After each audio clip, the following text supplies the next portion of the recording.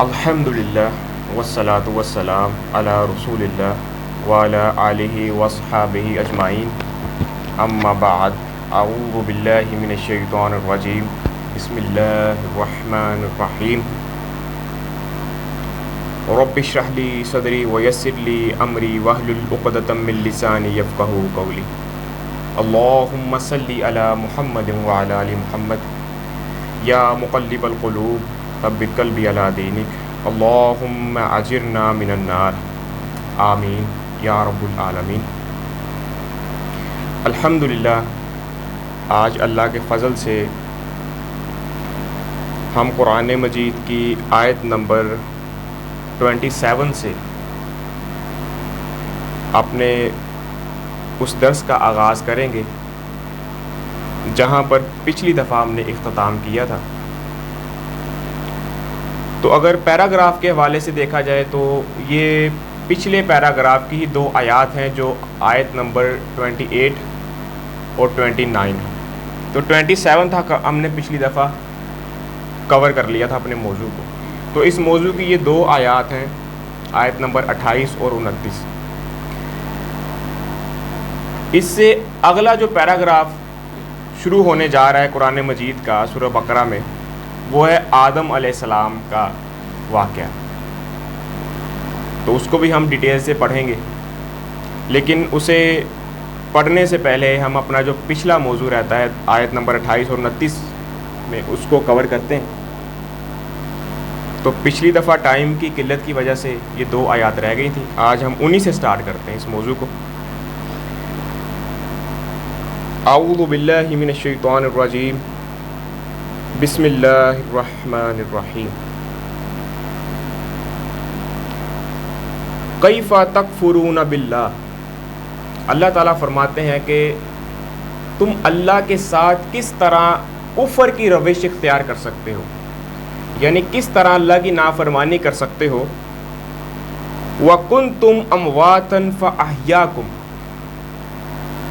حالانکہ تم مرے ہوئے تھے، اس نے تمہیں زندہ کیا یا زندگی بخشی۔ ثُمَّ يُمِيتُكُمْ، پھر وہ تم سے تمہاری جان کو چھین لے گا، تمہاری جان تم سے سلب کرے گا، یعنی ہمیں موت آ جائے گی۔ اور یہ اس کائنات کی سب سے بڑی حقیقت بھی ہے کہ انسان کو موت آ جاتی ہے۔ ثُمَّ يُحْيِيكُمْ، پھر وہ تمہیں زندہ کرے گا۔ ثُمَّ إِلَيْهِ تُرْجَعُونَ، اور پھر تم اس کی طرف لوٹائے جاؤ گے۔ کہ جہاں پر اللہ تعالیٰ نے دو موتوں کا اور دو زندگیوں کا ذکر کیا کہ پہلے انسان مرے ہوئے تھے، ہم نے زندگی بخشی، پھر دوبارہ اللہ تعالیٰ تمہاری روح کو قبض کرے گا، یعنی تمہیں موت دے گا، اور پھر قیامت کے دن تم سب دوبارہ اٹھائے جاؤ گے۔ آج سے تقریباً کوئی 3 یا 5 مہینے پہلے کی بات ہے کہ ایک عہد الست کے اوپر یہاں پر لیکچر ہوا تھا۔ اس میں نے عالم ارواح کے اندر جو ہم نے اپنے رب سے وعدہ کیا تھا، یعنی اللہ نے ہم سے پوچھا الست بربکم، کہ کیا میں تمہارا رب نہیں؟ ہم سب، یعنی یہ عالم ارواح کے اندر جب ہمیں یہ جسم نہیں عطا کیے گئے تھے، صرف ہماری روحیں ہی موجود تھیں۔ یہ وعدہ ہم نے اس وقت اللہ تعالیٰ سے کیا تھا، جو اس دنیا میں آنے کے بعد ہمیں بھلا دیا گیا، کیونکہ اگر وہ وعدہ ہی ہمیں یاد رہ جاتا تو پھر ہماری آزمائش ہی ختم ہو جانی تھی۔ اللہ تعالیٰ نے اس وعدے کو بھلا دیا تاکہ اب انسان ہدایت کا راستہ اللہ کی توفیق سے اپنی مرضی سے اس کو سلیکٹ کرے، اس لیے وہ ہمیں وعدہ بھلا دیا گیا۔ اس کی یاد دہانی کے لیے اللہ تعالیٰ نے پیغمبروں کو بھیجا، اور کم و بیش 1 لاکھ سے زیادہ 1,24,000 پیغمبر انسانیت میں اللہ تعالیٰ نے بھیجے، اور آخری پیغمبر محمد رسول اللہ صلی اللہ علیہ وسلم کو بھیجا تاکہ جو اب فائنل میسج ہے اللہ تعالیٰ کا وہ اس امت تک پہنچا دے، یعنی یہ قرآن مجید۔ اور اب قیامت تک کوئی پیغمبر نہیں آئے گا اور کوئی کتاب نہیں آئے گی، یہ فائنل کتاب ہے جو انسانیت کی ہدایت کے لیے اللہ تعالیٰ نے نازل فرمائی، اب کوئی کتاب نہیں آنے والی۔ تو پھر اللہ تعالیٰ نے اس وعدے کو یاد کروانے کے لیے پیغمبروں کو بھیجا۔ یہ وعدہ بالکل اسی طرح حقیقت ہے جس طرح کہ اب دیکھیں کہ جب کوئی بچہ ماں کے پیٹ میں ہوتا ہے، پھر اس کی پیدائش ہوتی ہے، پھر پیدائش کے بعد وہ اپنا بچپن یعنی نومولود کی عمر گزارتا ہے. جب وہ بچہ جوان ہوتا ہے تو آپ اس سے پوچھیں کہ کیا اسے ماں کے پیٹ کے اندر کا جو اس نے وہ ٹائم پیریڈ گزارا وہ یاد ہے؟ کیا اس نے جو پیدائش کے بعد 2, 3, 2.5 سال گزارے وہ اسے یاد ہے؟ تو بچے کو یاد نہیں ہوتے. تو کیا اس کا یہ مطلب ہے کہ اسے یاد نہیں ہے؟ تو کیا وہ بات غلط ہے؟ بلکہ وہ بات حقیقت ہے، لیکن اسے یاد نہیں. تو عہد الست بھی سیم وہی چیز ہے جو بچہ ماں کے پیٹ میں اور پھر اگلے 2 یا 3 سال گزارتا ہے. اسی طرح جس طرح بچے کو وہ چیزیں یاد نہیں ہیں، اسی طرح عہد الست بھی ہمیں یاد نہیں، بھلا دیا گیا. اور پھر میں کہتا ہوں کہ یہ اللہ تعالیٰ کی بہت بڑی نعمت ہے کہ اللہ تعالیٰ نے پیغمبروں کا سلسلہ شروع کیا تاکہ ہمیں وہ وعدہ یاد کروائے. اور اس کتاب کے ذریعے آپ دیکھیں کہ اللہ تعالیٰ نے بہت سے لوگوں پر احسانات کیے ہیں، بہت سے لوگوں کو ہدایت کے راستے پر چلایا اور بہت سے لوگوں کو اللہ تعالیٰ نے گمراہ بھی کر دیا. اور ہم نے پیچھے پڑھا تھا کہ اللہ تعالیٰ گمراہ صرف ان لوگوں کو کرتا ہے کہ جو اللہ تعالیٰ کے باغی ہوں، نافرمان ہوں، جو خود گمراہی کا راستہ اختیار کرنا چاہیں. تو اس آیت میں بھی اللہ تعالیٰ نے اسی وعدے کا انسان کو یاد دہانی کروائی ہے کہ پہلے انسان مرے ہوئے تھے، پھر اللہ تعالیٰ نے انسان کو زندگی بخشی، یعنی پھر اللہ تعالیٰ نے پلان بنایا کہ ایک جسم بنایا جائے. پھر وہ آگے ذکر آئے گا کہ اللہ تعالیٰ نے آدم علیہ السلام کو کس طرح مٹی سے پیدا کیا، مٹی سے بنایا اپنے ہاتھوں سے، پھر اس میں روح کو پھونکا. پھر جب وہ جسم اور روح مل گئے تو یہ ہو گئی ہماری پہلی زندگی، یعنی ہم اس دنیا میں آ گئے. پہلے ہم مرے ہوئے تھے، پہلی موت. پھر جب ہمیں روح اور جسم کو ملا دیا گیا تو یہ پہلی زندگی. پھر اب ہمیں ایک موت آنے والی ہے، وہ پتہ نہیں کب آ جائے، 1 گھنٹے بعد آ جائے، 1 سیکنڈ بعد آ جائے، چند سالوں بعد آ جائے، اس کا کسی کو کنفرم نہیں پتہ کہ وہ کب آ جائے گی. صرف ہماری یہی کوشش ہونی چاہیے کہ ہم ہر وقت اس کی تیاری رکھیں، ہر سیکنڈ ہر لمحہ ہم اس کے لیے تیار رہیں کہ وہ کبھی بھی ہمیں آ کے اپنی لپیٹ میں لے سکتی ہے. تو یہی یعنی انسان کی آخری کوشش ہونی چاہیے کہ وہ موت کے لیے ہر وقت تیار رہیں. دنیا کے معاملات کو بھی ساتھ لے کر چلیں، لیکن موت کے لیے اپنے آپ کو ہر وقت تیار رکھیں. پھر اللہ تعالیٰ اسے موت دے گا تو یہ ہوگی دوسری موت. ایک پہلی موت، پھر زندگی، پھر دوسری موت. پھر جب انسان کو قیامت والے دن دوبارہ اللہ تعالیٰ اٹھائے گا قبروں سے تو یہ ہوگی دوسری زندگی. تو یہی 2 زندگیاں ہیں اور یہی 2 موتیں ہیں جن کا اس آیت میں اور دوسری جو آیت ہے قرآن مجید کے اندر اس کے اندر ذکر کیا گیا. پھر سورۃ طٰہٰ کی آیت نمبر 55 میں اللہ تعالیٰ فرماتے ہیں کہ ہم نے تمہیں اسی زمین سے پیدا کیا، اسی زمین میں دوبارہ پہنچائیں گے اور اسی زمین سے دوبارہ اٹھائیں گے. سورۃ طٰہٰ کی آیت نمبر 55 میں اللہ تعالیٰ فرماتے ہیں.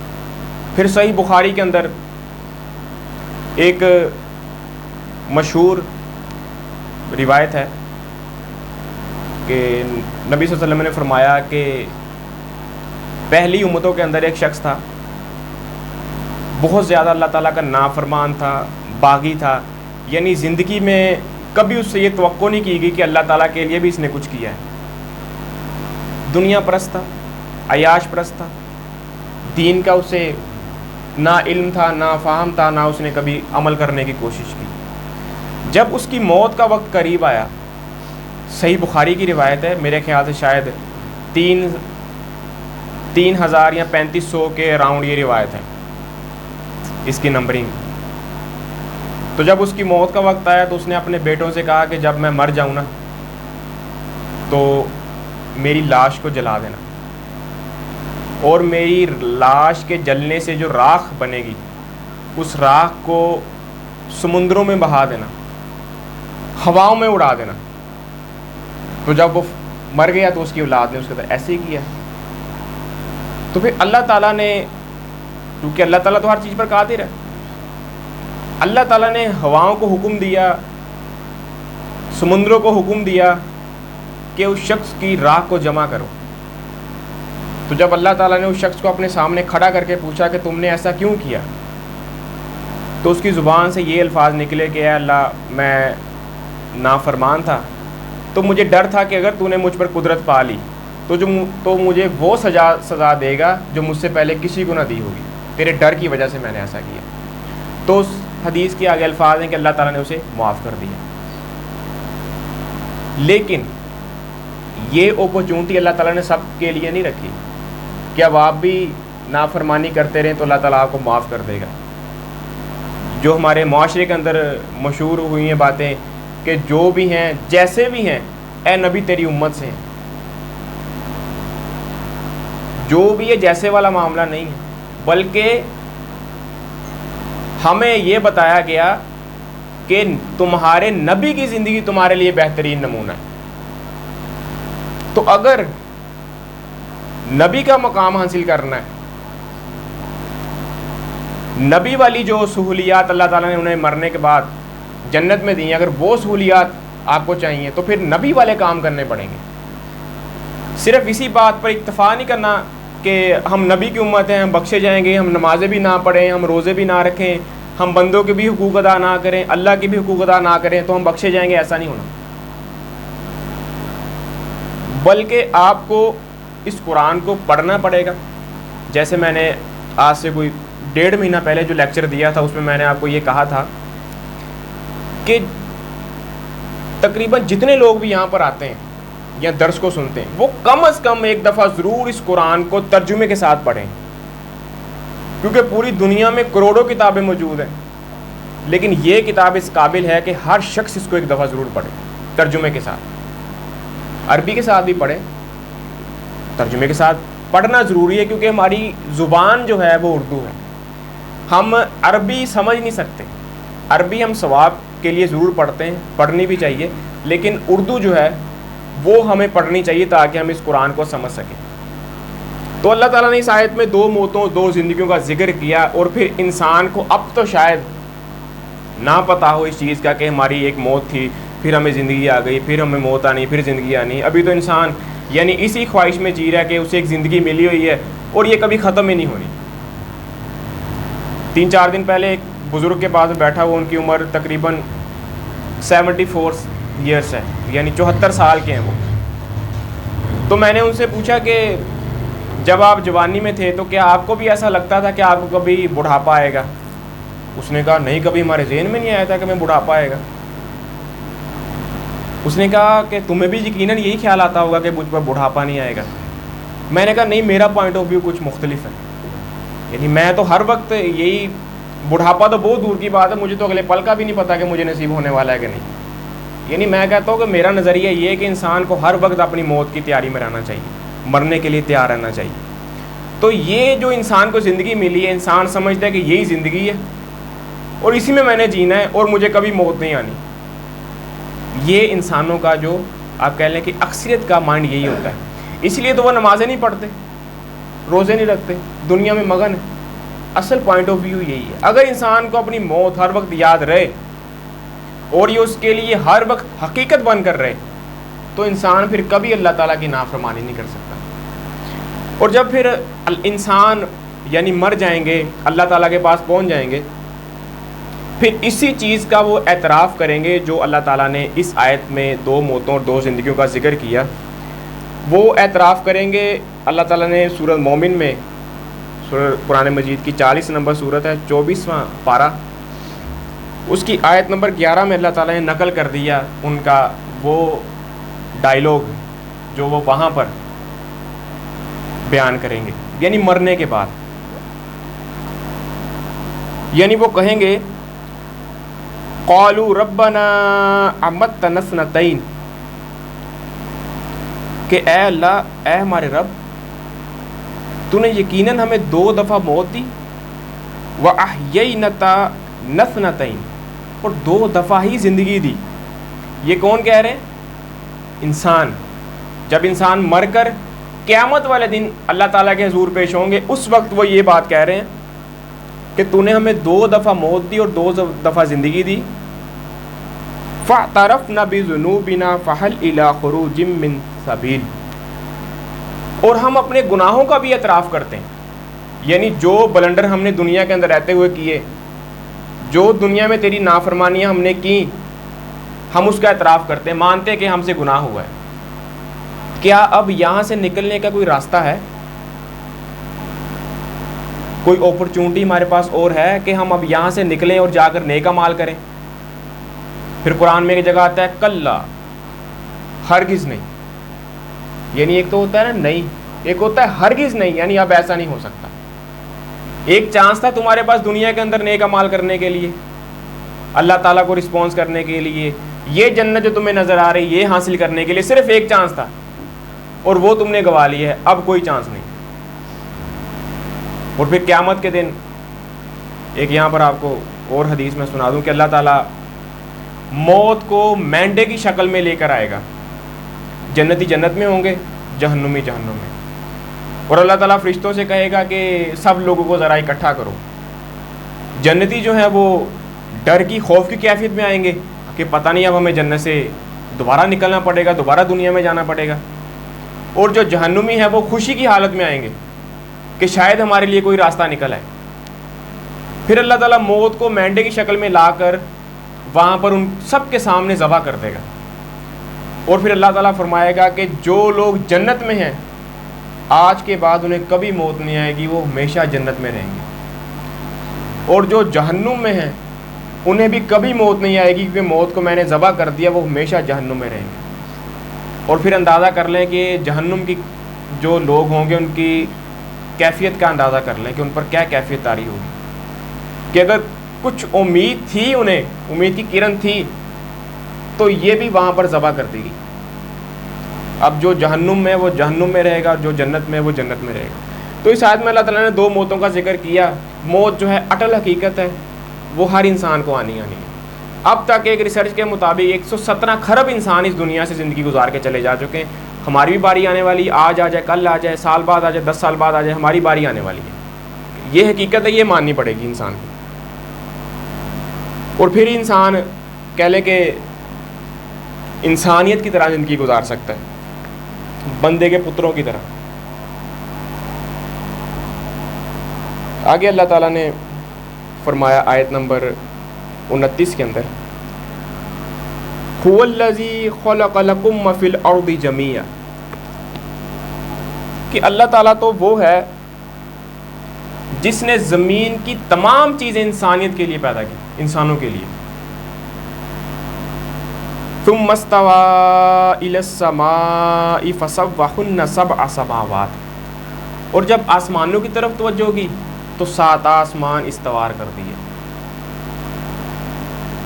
وَهُوَ بِكُلِّ شَيْءٍ عَلِيمٌ، اور اللہ تعالیٰ ہر چیز کا علم رکھتا ہے۔ دیکھیں کہ اللہ تعالیٰ نے انسان پر کتنا بڑا احسان کیا کہ زمین میں جتنی بھی چیزیں موجود ہیں، اس کائنات میں جتنی بھی چیزیں موجود ہیں، وہ سب چیزیں اللہ تعالیٰ نے انسانیت کے لیے تخلیق کی۔ آپ کوئی بھی چیز لے آئیں سامنے، میں آپ کو ثابت کر دوں گا کہ یہ چیز انسان کے لیے اللہ نے بنائی ہے۔ جیسے پچھلی دفعہ ذکر آیا تھا سورج، کتنی بڑی نعمت اللہ تعالیٰ نے سورج بنایا ہے۔ سورج کی وجہ سے درخت جو ہیں وہ آکسیجن خارج کرتے ہیں جس سے ہم سانس لیتے ہیں، ورنہ اگر ہمیں 24 گھنٹے سانس لینے کے لیے ایک آکسیجن کا ٹینک بھروانا پڑ جائے تو اس کی قیمت ہی ہزاروں میں ہے، جو ہمیں صرف 24 گھنٹے کے اندر پیڈ کرنی پڑے گی ایک آکسیجن زندہ رہنے کے لیے۔ لیکن یہ اللہ تعالیٰ نے اس کائنات کے اندر بالکل فری ہمیں دے دی آکسیجن، سانس لو، کیونکہ ہم دارالامتحان کے اندر ہیں، تو کچھ چیزیں جو اللہ تعالیٰ نے بالکل فری ہمیں دی۔ پھر اس کے بعد سورج کے ذریعے زمین فصل اگاتی ہے، سورج نہ ہو تو زمین فصل نہیں اگا سکتی۔ یعنی اینڈ بات یہی ہے کہ سورج کے بغیر انسانیت ہی زمین پر زندہ نہیں رہ سکتی۔ ابھی صرف سورج کا ذکر کیا ہے، اور IUCN کی 2022 کی رپورٹ کے مطابق 2.16 ملین مخلوقات سائنس نے دریافت کر لی۔ اس آیت کے مطابق تو یہ جتنی بھی مخلوقات ہیں ساری انسانیت کی خدمت کے لیے۔ 2.16 ملین کا مطلب ہے 21,60,000 مخلوقات جو دریافت ہو چکی ہے۔ مثال کے طور پر اگر آپ گھوڑا کہیں، گائیں، بھینس، بھیڑ، بکری، اس طرح اگر آپ گنتی شروع کریں تو 21,60,000 مخلوقات اس روح ارض پر وہ ہیں جو دریافت ہو چکی ہیں، اور جو دریافت نہیں ہوئی وہ تو پتہ نہیں۔ پھر آگے ہر مخلوق کی تعداد خربوں میں۔ یہ چیونٹی خربوں میں آگے تعداد اس کی، یعنی یہ تو ایک اسپیسیز ہے نا، آگے اس کی تعداد بھی خربوں میں، اس کا تو اندازہ نہیں ہے کہ کیا تعداد ہے۔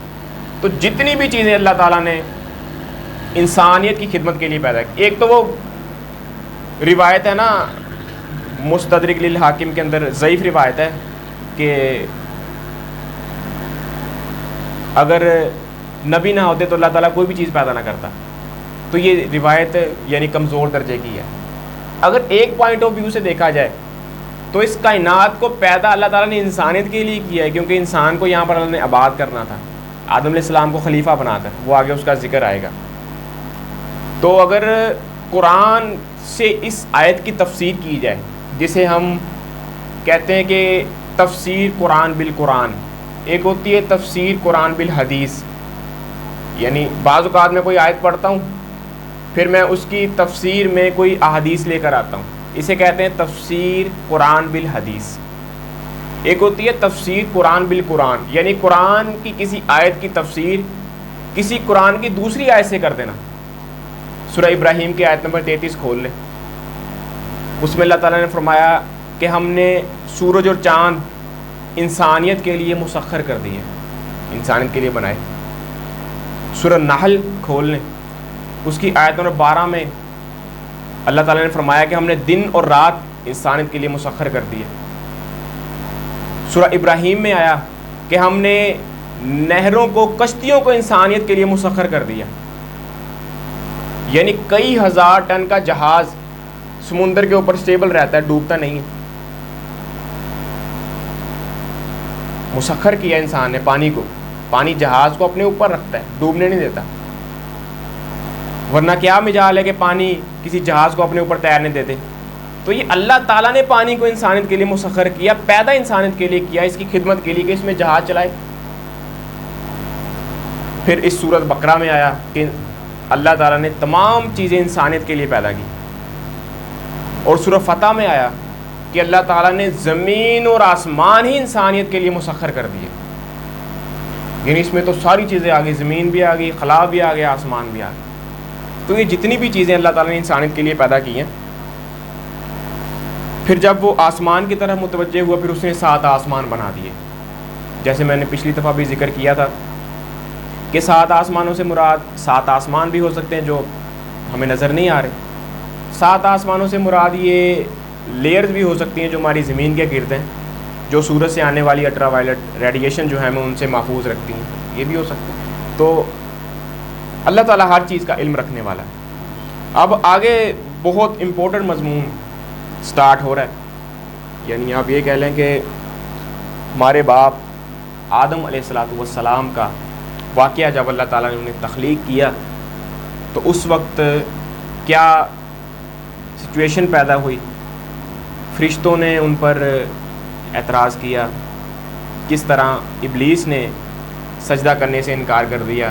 تھوڑا سا خلاصہ میں آپ کے ذہن میں بٹھا دوں کہ جب اللہ تعالیٰ نے آدم علیہ السلام کو مٹی سے بنایا تو فرشتوں سے کہا کہ میں خلیفہ بنانے والا ہوں۔ فرشتوں نے پھر وہاں پر اعتراض کر دیا کہ کیا آپ زمین میں ایسے شخص کو خلیفہ بنائیں گے جو زمین میں فساد کرے گا؟ تو اس سے یہ بھی کہا جا سکتا ہے کہ چونکہ پہلے جنات جو تھے وہ اس زمین پر آباد تھے، جنات بہت قتل و غارت کرتے تھے، فساد برپا کیا ہوتا زمین میں، پھر اللہ تعالیٰ نے فرشتوں کے ذریعے لشکر بھیجا اور ان جنات کو سمندروں کی طرف دھکیل دیا۔ تو پھر فرشتوں نے، ظاہری بات ہے ان کو ایک اب تجربہ تھا کہ جنات پہلے یہ کام کر چکے ہیں، دوبارہ اب انہوں نے یہی آپشن سامنے رکھا۔ اللہ تعالیٰ نے پھر فرمایا کہ ایسا بالکل نہیں ہوگا، جو بات میں جانتا ہوں وہ تم نہیں جانتے۔ پھر اللہ تعالیٰ نے آدم علیہ السلام کو کچھ چیزوں کے نام سکھا دیے، چیزیں ان کے سامنے رکھیں یا انہیں دکھائیں یا انہیں نام سکھا دیے۔ وہی چیزیں جب فرشتوں سے اللہ تعالیٰ نے پوچھا تو فرشتوں کو ان چیزوں کے نام نہیں آئے، تو پھر اللہ تعالیٰ نے کہا کہ میں نے کہا تھا نا کہ جو میں جانتا ہوں وہ تم نہیں جانتے۔ پھر آدم علیہ السلام کو اللہ تعالیٰ نے کہا کہ تم ان چیزوں کے مجھے نام بتاؤ فرشتوں کو۔ آدم علیہ السلام نے نام بتا دیے تو فرشتے لاچار ہو گئے ان کے سامنے کہ یہ تو واقعی ہم سے اشرف مخلوق ہے انسان۔ تو پھر اللہ تعالیٰ نے سب کو کہا کہ اب آدم کو سجدہ کرو، تو اس وقت پھر سب نے سجدہ کر دیا، لیکن ابلیس جو ان کے اندر تھا اس نے سجدہ کرنے سے انکار کر دیا۔ تو پورے قرآن کے اندر یہ آدم اور ابلیس کا جو واقعہ ہے یہ تقریباً 7 دفعہ بیان ہوا ہے، سورہ راف میں، سورہ قاف میں، سورہ سواد میں، سورہ طٰہٰ میں. تو اور بھی یعنی اس کے جو قرآن میں متعدد مقامات پر یہ بیان کیا گیا ہے ڈیٹیل کے ساتھ. یعنی سارے مقامات کو پڑھیں گے تو بات سمجھ میں آتی ہے کہ پھر کس طرح اس نے کہا کہ یہ مٹی سے پیدا کیا گیا ہے اور میں آگ سے پیدا کیا گیا ہوں، تو میں اسے سجدہ کیوں کروں.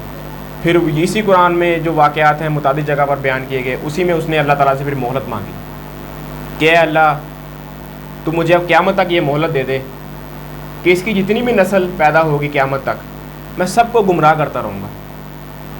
تو شیطان نے پھر مہلت مانگی ہے. آج جب بھی ہم نماز چھوڑتے ہیں تو ہم اپنی مرضی سے نہیں چھوڑ رہے ہوتے، بلکہ شیطان کے جال میں پھنسے ہوتے ہیں. جب بھی ہم روزہ چھوڑ رہے ہوتے ہیں، کوئی ناانصافی کر رہے ہوتے ہیں، دھوکہ بازی کر رہے ہوتے ہیں، کسی کے ساتھ فراڈ کر رہے ہوتے ہیں، تو یہ اپنی مرضی سے نہیں کر رہے ہوتے، بلکہ شیطان کی لاٹھی کے نیچے آئے ہوتے ہیں. شیطان نے ہمیں دبوچا ہوتا ہے.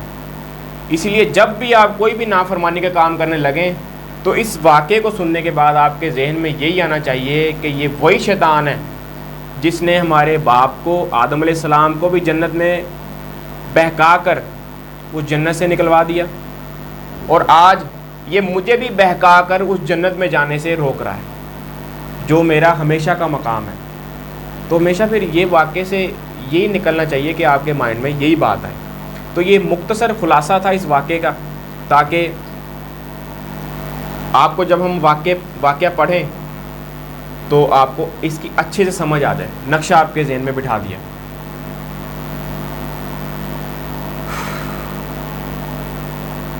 وَإِذْ قَالَ رَبُّكَ لِلْمَلَائِكَةِ إِنِّي جَاعِلٌ فِي الْأَرْضِ خَلِيفَةً. اور جب اللہ تعالیٰ نے فرشتوں سے فرمایا کہ میں زمین میں خلیفہ بنانے والا ہوں، قالوا تو انہوں نے کہا اتجعل فیہا من یفسد فیہا کہ آپ زمین میں ایسا خلیفہ بنائیں گے جو یہاں پر فساد کرے گا. یفسد مفسد، فساد کرنے والا. ویسفک الدماء اور خون ریزی کرے گا. ونحن نسبح بحمدک ونقدس لک، حالانکہ آپ کی حمد و ثناء اور تقدیس کرنے کے لیے ہم کر تو رہے ہیں یہ کام، آپ کی حمد بھی کرتے ہیں، آپ کی عبادت بھی کرتے ہیں، یہ کام کرنے کے لیے تو ہم کافی ہیں. پھر اللہ نے فرمایا قال انی اعلم ما لا تعلمون، کہ جو میں جانتا ہوں وہ تم نہیں جانتے. اب دیکھیں کہ یہاں پر انسان کا مقدمہ فرشتوں کے ساتھ کون لڑ رہا ہے؟ اللہ تعالیٰ. تو جس مخلوق کا مقدمہ اللہ تعالیٰ لڑ رہا ہے فرشتوں کے ساتھ، اس مخلوق نے اللہ تعالیٰ کے لیے کیا کیا؟ کچھ بھی نہیں کیا. یعنی قرآن میں اللہ تعالیٰ نے فرمایا وما قدر اللہ کا قدری، کہ انسانوں نے، لوگوں نے میری قدر نہیں کی جیسا میری قدر کرنے کا حق تھا. تو جب اللہ تعالیٰ مقدمہ لڑ رہا ہے انسان کا، تو اللہ تعالیٰ یہی بتا رہے کہ یہ اشرف المخلوق ہے، اس کو میں نے علم عطا کیا ہے، اس کو میں نے وہ نعمتیں عطا کی ہیں جو تمہارے پاس نہیں ہیں.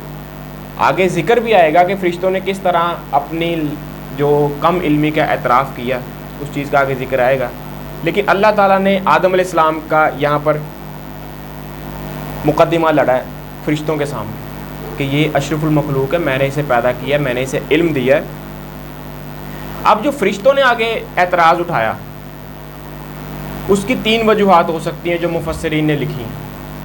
پہلی وجوہات اس کی یہ ہو سکتی ہے کہ آدم علیہ السلام بالکل ایک مختلف عنصر سے پیدا کیے گئے تھے. یعنی فرشتوں کو دیکھا جائے تو وہ نور سے پیدا کیے گئے تھے، جنات کو دیکھا جائے وہ آگ سے پیدا کیے گئے تھے، اور آدم کس سے پیدا کیے گئے؟ آدم علیہ السلام کو اللہ تعالیٰ نے مٹی سے پیدا کیا. تو یہ بالکل مختلف ایک عنصر تھا. دوسری وجہ یہ ہو سکتی ہے کہ اللہ تعالیٰ نے آدم علیہ السلام کو جو خصوصیات عطا فرمائی تھی، اس وجہ سے فرشتوں نے کہا کہ یہ خصوصیات تو ہمارے پاس نہیں ہے. تیسری وجہ یہ ہو سکتی ہے کہ فرشتوں کو پہلے اس چیز کا اندازہ تھا کہ زمین پر جنات فساد برپا کر چکے ہیں، خون ریزی کر چکے ہیں، تو اگر یہ بھی زمین میں بھیج دیے گئے تو یہ بھی وہی کام کریں گے۔ یہ 3 وجوہات ہیں جو مفسرین نے لکھی ہیں، اس وجہ سے فرشتوں نے اعتراض کیا۔ پھر بعض مفسرین نے تو یہ بھی لکھا ہے کہ فرشتوں نے اس وجہ سے اعتراض کیا کہ وہ چاہتے تھے کہ خلیفہ ہمیں بنایا جائے، یعنی وہ اس چیز کے اپنے آپ کو حقدار سمجھتے تھے کہ ہمیں نور سے پیدا کیا گیا ہے اور اس کو مٹی سے پیدا کیا گیا ہے، تو خلافت کے حقدار ہم ہیں، بعض مفسرین نے لکھا ہے۔ لیکن یہ توجیہ میں صحیح نہیں سمجھتا۔ اس کی وجہ یہ ہے کہ فرشتوں کے اندر اللہ تعالیٰ نے حسد، کینہ یا بغض والی جو کیفیت ہے وہ نہیں رکھی، انسانوں میں رکھی ہے۔ تو فرشتوں کو جو اللہ تعالیٰ نے کہنا ہے فرشتوں نے وہی کرنا ہے، کیونکہ وہ مکلف نہیں ہے۔ جنات اور انسان مکلف ہیں، اختیار رکھتے ہیں۔ اگر اللہ تعالیٰ نہ چاہتا کہ کوئی انسان، اگر اللہ تعالیٰ چاہتا کہ کوئی انسان نماز نہ چھوڑے تو انسان کی مجال تھی کہ وہ نماز چھوڑ دے، انسان نہیں چھوڑ سکتا تھا۔ لیکن اللہ تعالیٰ نے انسان کو مکلف بنایا، اختیار دیا کہ نماز پڑھنی ہے، نہیں پڑھنی تمہارے اختیار میں، نہیں پڑھو گے سزا ملے گی، پڑھو گے جزا ملے گی، اسے کہتے ہیں مکلف۔ لیکن فرشتوں کے پاس یہ چیز نہیں ہے۔ فرشتوں کو اللہ نے کہہ دیا یہ کام کرنا ہے، انہوں نے وہ کام کرنا ہے، یہ کام نہیں کرنا ہے، انہوں نے وہ کام نہیں کرنا۔ تو فرشتوں کے متعلق یہ نہیں کہا جا سکتا کہ ان کے اندر حسد تھا، ان کے اندر بغض یا کینہ تھا آدم علیہ السلام کے حوالے سے، ایسا نہیں تھا۔ تو بغض اور کینہ جس میں تھا تو آگے چل کے جب اللہ تعالیٰ نے سجدے کا حکم دیا تو وہ واضح ہو گیا، الا ابلیس، کہ ابلیس کے سوا سب لوگوں نے سجدہ کیا۔ وَعَلَّمَ آدَمَ الْأَسْمَاءَ كُلَّهَا ثُمَّ عَرَضَهُمْ عَلَى الْمَلَائِكَةِ، جب اللہ تعالیٰ نے آدم علیہ السلام کو چیزوں کے نام سکھا دیے تو پھر ان چیزوں کو فرشتوں کے سامنے پیش کیا، والملائکہ، فقال، پھر اللہ تعالیٰ نے جب ان چیزوں کو ان کے سامنے پیش کیا تو اللہ تعالیٰ نے فرمایا انبئونی باسماء ہؤلاء ان کنتم صادقین، کہ اگر تم سچے ہو نا تو چلو پھر ان چیزوں کے نام بتا دو۔ فرشتوں سے یہ کہا گیا۔ اب چونکہ فرشتوں کو اسی چیز کا علم دیا گیا تھا جتنا وہ جانتے تھے، تو وہ چیزوں کے نام بتانے سے عاجز آ گئے، انہیں چیزوں کے نام نہیں ہے۔ پھر انہوں نے اپنی اس کم علمی کا اعتراف کرتے ہوئے کہا قالوا سبحانک لا علم لنا الا ما علمتنا، کہ اے اللہ کہ تو پاک ہے، تمام تعریفیں تیرے لیے ہیں، ہمیں تو صرف اتنا ہی علم ہے جتنا تو نے ہمیں دیا۔ یہ فرشتوں نے بات کہی، انکا انت العلیم الحکیم، بے شک تو ہی علم رکھنے والا اور تو ہی حکمت والا ہے، یعنی تمام قسم کا علم بھی تیرے پاس ہے اور حکمت بھی تیرے پاس ہے۔ اس آیت سے سب سے پہلی بات یہ واضح ہوتی ہے کہ فرشتوں کو غیب کا علم نہیں ہے۔ اگر یہ ظاہری بات ہے، اب اللہ تعالیٰ نے جب آدم علیہ السلام کو ان چیزوں کے نام سکھائے تو یہ بھی ہو سکتا ہے کہ آدم علیہ السلام کو الگ کر کے ان چیزوں کے نام سکھائے ہوں، یا یہ بھی ہو سکتا ہے کہ فرشتوں کے سامنے سب کو ان چیزوں کے نام بتائے ہوں، لیکن آدم اپنی لیاقت کی وجہ سے ان چیزوں کے نام یاد رکھنے میں کامیاب رہے۔ جیسے آج بھی انسان بچپن سے کوئی چیز یاد کر لے تو بڑھاپے تک اسے بھولتی نہیں ہے، تو یہ انسانیت کا ایک شرف ہے، یہ ایک خصوصیت ہے۔ شاید فرشتوں کے پاس یہ خصوصیت نہ ہو کہ وہ کسی چیز کو یاد رکھ سکے۔ تو جب اللہ تعالیٰ نے دوبارہ سب سے نام پوچھے تو آدم نے نام بتا دیے، فرشتوں نے کہا کہ ہمیں تو نہیں پتہ، شاید وہ بھول چکے ہوں، یا اللہ تعالیٰ نے فرشتوں کو وہ نام بتائے ہی نہ ہوں۔ لیکن ایسا تو نہیں ہو سکتا کہ ایک چیز اللہ فرشتوں کو بتائے نہ اور ان سے پوچھ لے۔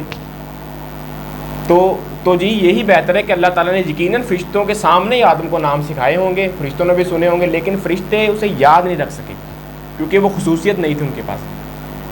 اس وجہ سے پھر انہوں نے یہاں پر اس بات کا اعتراف کیا کہ ہم نہیں جانتے۔ تو یہاں سے سب سے بڑی بات یہ ثابت ہوتی ہے کہ فرشتوں کو بھی غیب کا علم نہیں ہے، اور یہاں پر بندوں کو غیب کا علم ہے۔ بندے ہر چیز جانتے ہیں، وہ فلاں یعنی ہستی ہیں، فلاں ولی ہیں، فلاں بزرگ ہیں، وہ تو ہر چیز جانتے ہیں، یعنی پیدائش سے پہلے کی کوئی ان کے پاس مرید جاتا ہے، مرید کی بھی ساری باتیں انہیں پتہ ہے، مرنے کے بعد بھی انہیں پتہ ہے کیا ہونا ہے، میں نے کس کس کو بخشوا لینا ہے. تو یہ ساری غیب کی باتیں ہیں. یعنی غیب کا اتنا تو علم ہمیں ہے مرنے کے بعد جتنا ہمیں قرآن و سنت میں بتا دیا گیا، اس کے علاوہ تو نہیں ہے. باقی یہ ساری غیب کی باتیں ہیں کہ ہم اپنے مریدوں کو بخشوا لیں گے، ہم یہ کر لیں گے، وہ کر لیں گے، ایسا نہیں ہونا. تو جب فرشتے غیب کا علم نہیں جانتے تو پھر انسانیت کو کیا پتہ. تو یہاں پر ایک فرشتوں کی آپ کہہ لیں کہ صفت بھی اللہ تعالیٰ نے بیان کر دی کہ ان کے اندر یہ بھی خاصیت ہے کہ انہوں نے اپنی کم علمی کا اعتراف فوراً کر لیا کہ جس چیز کا نہیں پتہ فوراً مان لیا کہ مجھے اس چیز کا نہیں پتہ. تو ہمیں بھی ایسا ہی کرنا چاہیے. تو یہ ملکوتی صفت ہو گئی ہمارے اندر کہ اگر ہمیں کسی چیز کا نہیں پتہ تو ہم فوراً اعتراف کر لیں کہ بھائی ہمیں اس چیز کا نہیں پتہ، پڑھ کر بتا سکتا ہوں یا کسی سے پوچھ کر بتا سکتا ہوں. یعنی ہمارے علماء کرام دیکھ لیں آپ، اپنی عزت بچانے کے لیے اگر ان سے کوئی بات پوچھ لی جائے انہیں نہ پتہ ہو تو اس کا غلط جواب دے دیتے ہیں، لیکن یہ نہیں کہتے کہ مجھے پتہ نہیں ہے، میں تحقیق کر کے پڑھ کے یا کسی سے پوچھ کے بتا سکتا ہوں. یہ ہمارے علماء کرام کی یا ہمارے اہل علم کی حالت ہے. تو ایسا نہیں ہونا چاہیے. ہر انسان کو چاہیے کہ وہ اپنے اندر ملکوتی صفت پیدا کرے، یعنی اگر کسی چیز کا نہیں پتہ تو اس کا فوراً اعتراف کرے. آگے آتا ہے قال یا آدم انبئوا باسمائہم، قال یا آدم انبئہم باسمائہم. اللہ تعالیٰ نے آدم السلام کو کہا کہ تم ان چیزوں کے نام انہیں بتاؤ. فلما انبأہم باسمائہم، جب آدم علیہ السلام نے ان چیزوں کے نام بتا دیے، قال الم اقل لکم انی اعلم غیب السماوات والارض، تو پھر اللہ تعالیٰ نے ان سے کہا کہ کیا میں نے تمہیں کہا نہیں تھا کہ زمین و آسمان کی تمام غیب کی خبریں، تمام غیب کی باتیں میں ہی جانتا ہوں. وَأَعْلَمُ مَا تُبْدُونَ وَمَا كُنْتُمْ تَكْتُمُونَ، اور جو تم چھپاتے ہو اور جو ظاہر کرتے ہو میں وہ سب جانتا ہوں. سورہ اعلیٰ کے اندر آتا ہے اِنَّهُ يَعْلَمُ الْجَهْرَ وَمَا يَخْفَى، کہ اللہ تعالیٰ تمہاری ظاہر باتوں کو بھی جانتا ہے اور تمہاری چھپی باتوں کو بھی.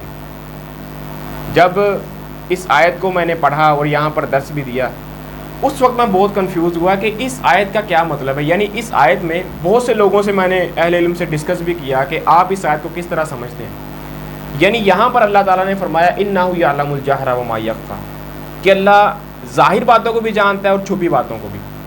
تو یہاں پر تو اللہ تعالیٰ نے دونوں چیزوں کو اپنی صفت کے طور پر بیان کیا ہے، تو یہ اللہ تعالیٰ کی صفت ہے. لیکن میں نے کہا کہ ظاہری بات تو میں بھی جانتا ہوں لیکن چھپی بات تو میں نہیں جانتا. لیکن یہاں پر دونوں چیزوں کو اللہ تعالیٰ نے اپنی صفت بیان کی ہے. تو پھر میرے علم میں یہ بات آئی کہ اگر بیک وقت 2 لوگ یا 3 لوگ یا 4 لوگ بولنا شروع کر دیں تو میں یہی کہوں گا کہ یار ایک ایک کر کے بولو، مجھے آپ کی بات سمجھ نہیں آ رہی. تو میں ایک کی بات کو ہی سن سکتا ہوں، سمجھ سکتا ہوں. لیکن اللہ تعالیٰ کی یہ صفت ہے کہ وہ 8 ارب لوگوں کی بات بیک وقت سنتے ہیں اور سمجھتے ہیں اور ہر کسی کی دعا کو قبولیت بھی بخشتے ہیں. یہ اللہ کی صفت ہے. اور چھپی باتوں کو تو یہ تو اللہ تعالیٰ کی صفت ہے کہ وہ تو چھپی باتوں کو جانتا ہے، ہم نہیں جانتے. یہ آخری آیت ہے، اس کے بعد ہم یہیں پر آج کا درس ختم کریں گے. پھر اگلا جو آیت نمبر 35 سے ہے اور آیت نمبر 39 تک یہ رکوع مکمل ہو رہا ہے. 35، 36، 37، 38 اور 39 یہ ہم آیات جو اگلی دفعہ کور کریں گے. یہ آخری آیت ہے. پھر اللہ تعالیٰ نے فرمایا وَإِذْ قُلْنَا لِلْمَلَائِكَةِ اسْجُدُوا لِآدَمَ، پھر اللہ تعالیٰ نے فرشتوں کو حکم دیا کہ آدم کو سجدہ کرو. فَسَجَدُوا، سب نے سجدہ کیا، الا ابلیس، سوائے ابلیس کے. ابا واستکبر، اس نے کفر کیا یا انکار کیا اور تکبر کیا. وکان من الکافرین، اور وہ کافروں میں ہو گیا. وہاں پر اللہ تعالیٰ نے فرشتوں کو حکم دیا تھا سجدہ کسے کریں؟ آدم کو. اور سب نے سجدہ کیا، لیکن سجدہ کس نے نہیں کیا؟ ابلیس نے۔ آج اللہ نے جو ہمیں حکم دیا ہے سجدہ کرنے کا، تو ہم بھی تو اللہ تعالیٰ کے حکم کا انکار ہی کرتے ہیں۔ جب ہم سجدہ نہیں کر رہے ہوتے اللہ تعالیٰ کو، تو ہم انکار نہیں کر رہے ہوتے۔ تو اس ایک شیطان نے انکار کیا صرف ایک سجدے کا، تو اللہ تعالیٰ نے قیامت تک مہلت دے دی اور ہمیشہ کی جہنم واجب کر دی اس کے اوپر، یعنی پھٹکار اس کے اوپر ڈال دی۔ اور ہم کتنے سجدوں کا انکار کر رہے ہوتے ہیں 24 گھنٹے میں؟ 17 رکعتوں میں کتنے سجدے بنتے ہیں؟ ہم سب کا انکار کر رہے ہوتے ہیں۔ تو ہمارا کیا بنے گا؟ شیطان کا تو وہ حال ہے کہ یہ اس نے ایک سجدہ نہیں کیا، ہم کہتے ہیں کہ وہ شیطان ہے، اس نے ایک سجدہ نہیں کیا تھا، ہم پھر اس سے بھی بڑے شیطان ہوئے۔ یعنی تو یہی بہتر ہے نا کہ پھر ہم اس سے بھی بڑے شیطان ہوئے، کیونکہ ہم تو پتہ نہیں ہزاروں سجدوں کا انکار کر کے بیٹھے ہیں جو ہم نے آج تک کیے ہی نہیں۔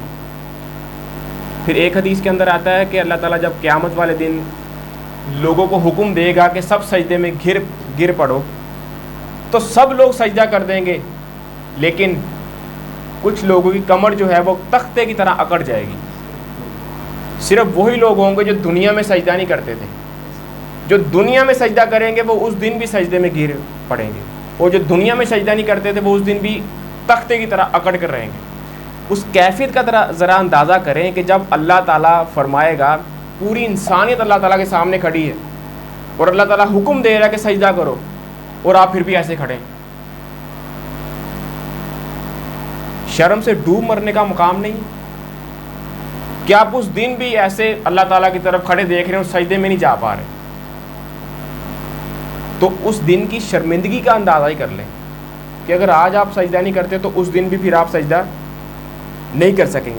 تو یہ واقعہ اگر آپ مختلف مقامات پر قرآن مجید میں پڑھیں گے تو پھر آپ کو پتہ چلے گا کہ اس نے تکبر کیا، اور تکبر کا پھر اسے یہ صلہ ملا کہ قیامت تک کے لیے اللہ تعالیٰ نے اس پر لعنت برسائی ہے۔ اور صحیح مسلم کے اندر ایک حدیث ہے کہ تکبر کی علامت یہ ہے کہ انسان حق بات کو ماننے سے انکار کر دے اور دوسروں کو حقیر سمجھے۔ اس نے حق بات نہیں مانی، آدم کو حقیر سمجھا۔ صحیح مسلم نے ڈیفینیشن کی ہے تکبر کی۔ اور آج ہم بھی حق بات کا انکار کر رہے ہوتے ہیں اور دوسروں کو حقیر سمجھ رہے ہوتے ہیں۔ میں سمجھ رہا ہوتا ہوں کہ میرا فرقہ حق پر ہے اور دوسرے سارے گمراہ ہیں، کافر ہیں، باطل پر ہیں، صرف میں حق پر ہوں، میرا فرقہ حق پر ہے۔ اور جو میرے امام صاحب نے کہہ دیا، جو ہماری مسجد کے مولوی نے کہہ دیا، وہی حق ہے، وہی سچ ہے، وہ اٹل حقیقت ہے، اس سے آگے کوئی حرف ہے ہی نہیں۔ یہ ہمارا المیہ ہے، اور باقی سب کو ہم نے حقیر سمجھا ہوتا ہے۔ جب بھی ہم کوئی نئی مسجد کی تعمیر کرتے ہیں، اس جگہ پر جہاں پہلے سے مساجد موجود ہیں، تو اس کا یہی مطلب ہوتا ہے کہ ہم دوسروں کے پیچھے نماز پڑھنا جائز نہیں سمجھتے، ہم دوسروں کے عقائد کو صحیح نہیں سمجھتے، ہم انہیں گمراہ سمجھتے ہیں، ہم انہیں کافر سمجھ رہے ہوتے ہیں، ہم انہیں کسی نہ کسی پوائنٹ آف ویو سے دائرہ اسلام سے خارج سمجھ رہے ہوتے ہیں، اس لیے تو ہم دوسری مسجد کی تعمیر کرتے ہیں۔ یعنی ہمارا پوائنٹ آف ویو یہ ہے، ہمارا نقطہ نظر یہ ہے کہ سب کے پیچھے نماز پڑھنا درست ہے، سب کے پیچھے نماز پڑھیں، جیسے مرضی نماز پڑھیں، صرف نماز کو ترجیح دیں، نماز پڑھنے کو ترجیح دیں۔ اس بات کے پیچھے نہ پڑھیں کہ ہم نے اسی طرح نماز پڑھنی ہے تو ہماری نماز ہوگی، ہم اس کے پیچھے ہی نماز پڑھیں گے تو ہماری نماز ہوگی۔ یہ جو ساری ہیں، یہ آپ کہہ لیں کہ وہ جو نبی صلی اللہ علیہ وسلم نے فرمایا تھا نا، لائنیں کھینچنے کے بعد ایک آپ نے سیدھی لائن کھینچی اور اس کے دونوں طرف آپ نے ٹیڑھی لائنیں کھینچی، اور پھر آپ نے فرمایا کہ یہ ہے سیدھا راستہ اور یہ ہے گمراہی کے راستے۔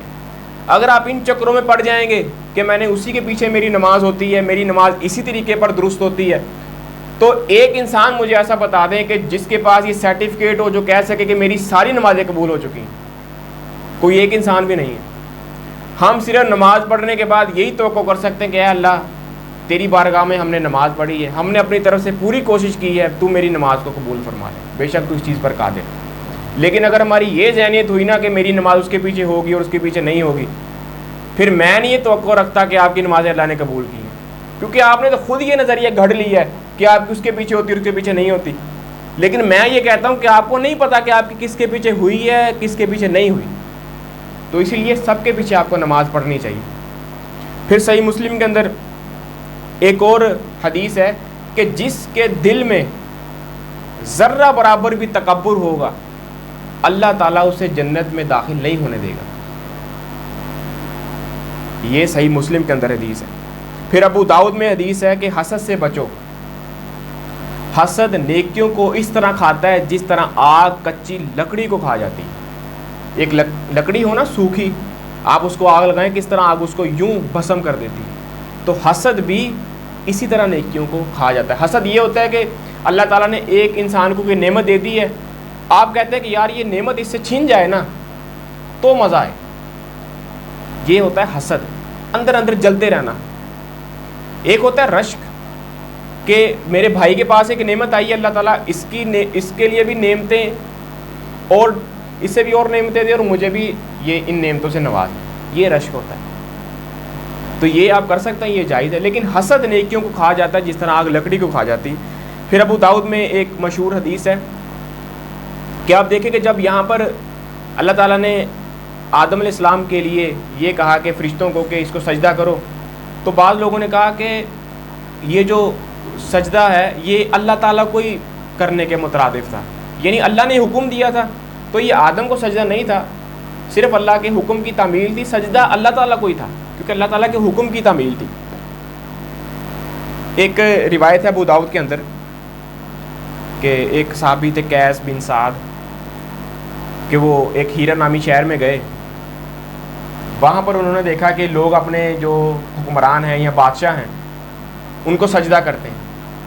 تو انہوں نے پھر وہاں بیٹھے بیٹھے سوچا کہ اگر یہ لوگ اپنے بادشاہ کو سجدہ کرتے ہیں تو ہمارے نبی تو زیادہ مستحق ہیں اس بات کے کہ انہیں سجدہ کیا جائے. وہ جب واپس آئے تو انہوں نے حضور صلی اللہ علیہ وسلم کو سجدہ کر دیا.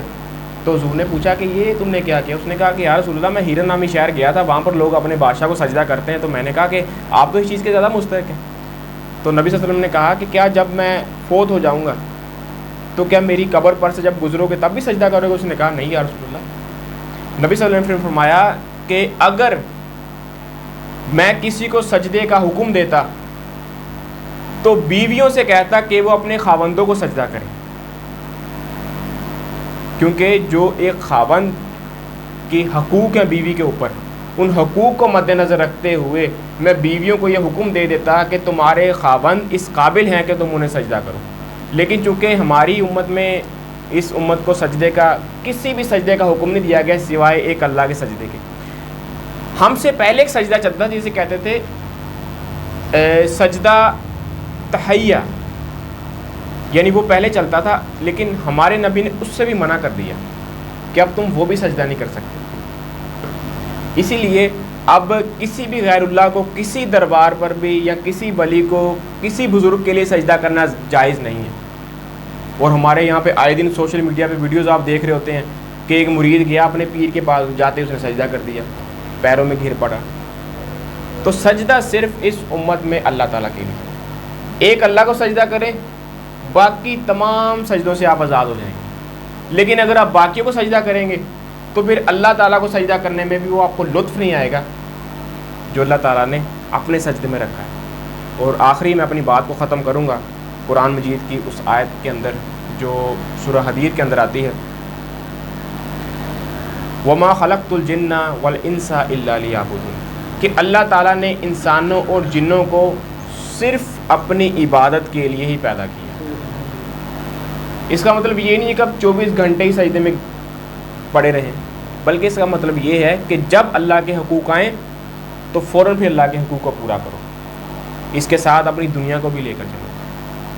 لیکن انسان اشرف المخلوقات اسی وجہ سے بنایا گیا ہے کیونکہ اس نے اپنی مرضی سے اللہ تعالیٰ کو چوز کیا ہے.